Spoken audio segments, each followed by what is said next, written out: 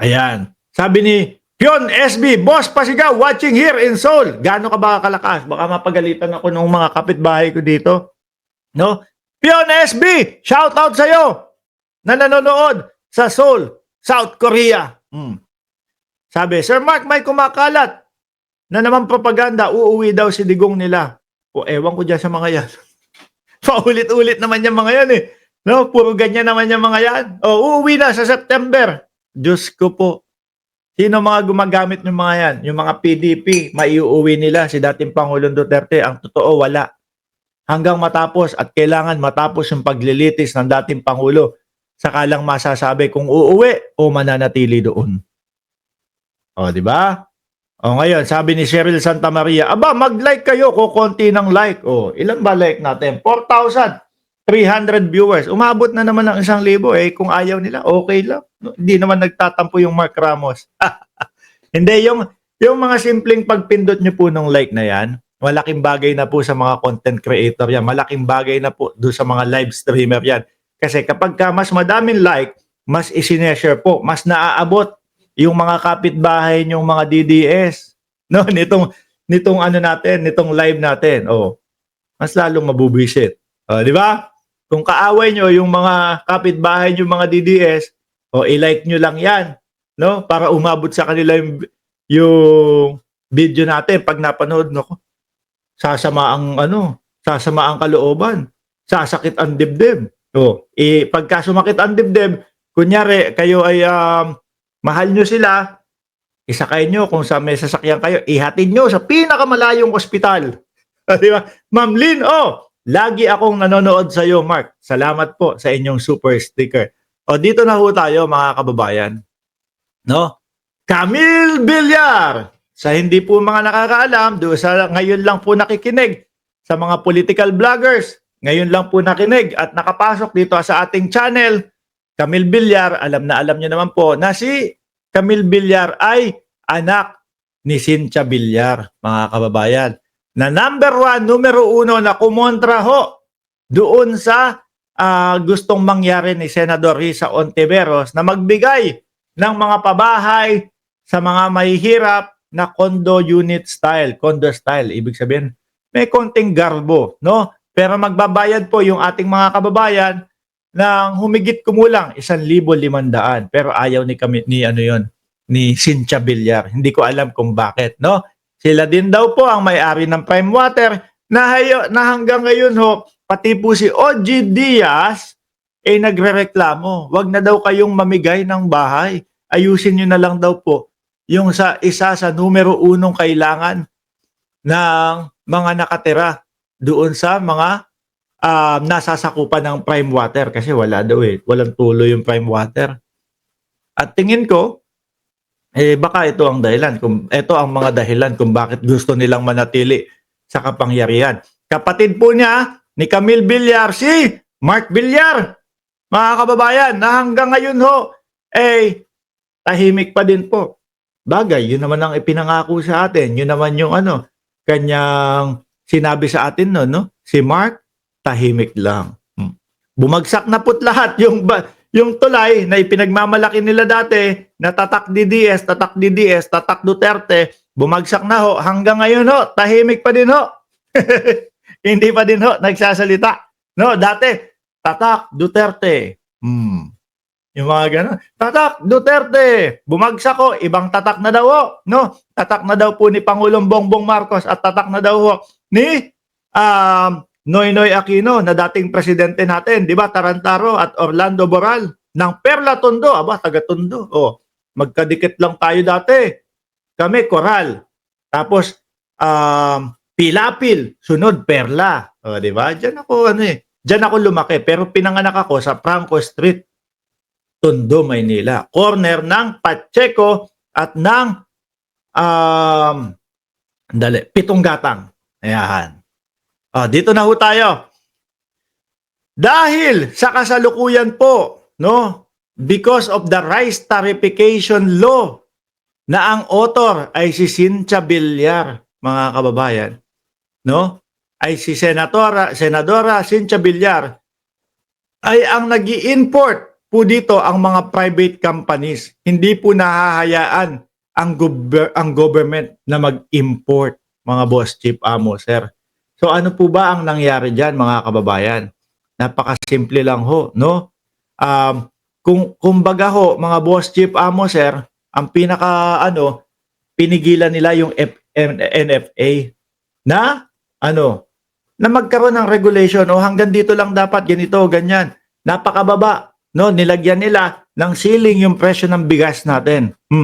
Pero hinayaan naman na mag-import yung mga private. So ngayon, tumaas ng tumaas. Di ba?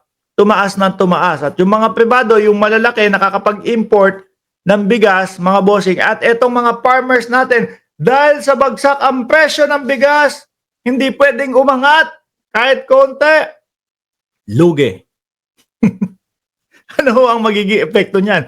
Doon sa ating mga magbubukid o yung mga nagpapatubo ng palay, mga bossing. Eh di syempre ho, napakasimple lang, lugi sila. No? Isa-isahin ko sa inyo yung ano nito, yung epekto nito sa ating mga magpapalay. Una ho, bumaba ang income ng mga nagpapalay. Lower palay price due to increased rice import. Mas papasok yung madaming import. Have negatively impact farmers' livelihood, potentially increasing poverty. Dependence on import. Nakadepende na po yung mga malalaking nagtitinda ng bigas. At saka may isa ho akong naisip, mga kababayan. No? Meron akong isang naisip. Dahil hindi na nga sila nare-regulate ng NFA, tinanggal na ho yun. Na yun ho ang hinihiling ng ating pamahalaan na ma-regulate po yun, si Cynthia Villar naman ang umayaw doon. Meron lang biglang pumasok sa isip ko. Paano pag nangyari yung ganun niya? Dahil nga, hindi maibenta ng mga nagpapalay, magtatanim natin, mga bossing yung kanilang palay, ano mangyayari sa kanila? Lugi. Di ba? Hanggang sa ako kapag ako lugi, tapos etong taniman ko, etong palayan ko, hindi na lang ako magtatanim. Bakit? Wala talon-talo, lugin-lugi. Ano gagawin ko doon sa taniman ko? Ibenta ko na lang to. No, ibenta ko na lang to.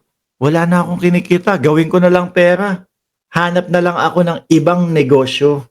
No, kunyari meron akong 2, 3, 4, 5 hektarya. Hindi na ako magtatanim. Hindi ko naman maibenta sa tamang sa tamang presyo Ba't pa ako dahil dyan sa rice tarification law na yan? Ang baba-baba nakuha sabi, paano pa ako tutubo? Hindi na ako magtatanim. Maghahanap na lang ako ng ibang negosyo ko. No? Kung meron akong 5 hektarya, 6 na hektarya, benta ko na lang. Tapos yung pinagbentahan, ipangtatayo ko na lang ng ng panibagong negosyo. Sino kaya ang bibili ng lupa na yun? Laki ho, mga kababayan, yung mga ganon. Siyempre, kapag ka nagpapatanim ka o meron kang lupang ganyan na tinataniman, hektarya po ang usapan dyan. Di ba? Hektarya po. At yung rice tarification, mga kababayan, sinasabi nga po ng ating mga magsasaka, lugi sila. Tapos hindi na makontrol yung pagpasok po ng imported na bigas. Tuloy natin to. Sabi ni The Addictus Rex, Camellia Homes.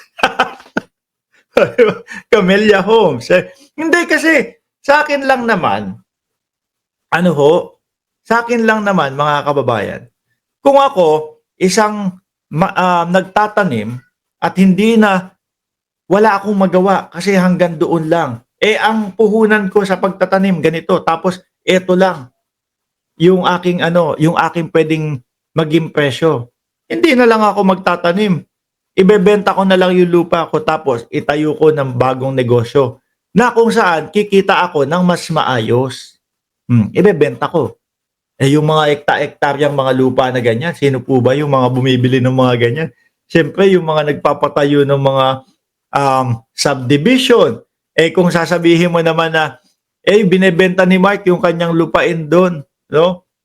Sasabihin mo naman, yung mga nagtatanim din ng palay, bibili. Hindi. Dahil nga doon sa problemang ganun. No, nalulugi yung ating mga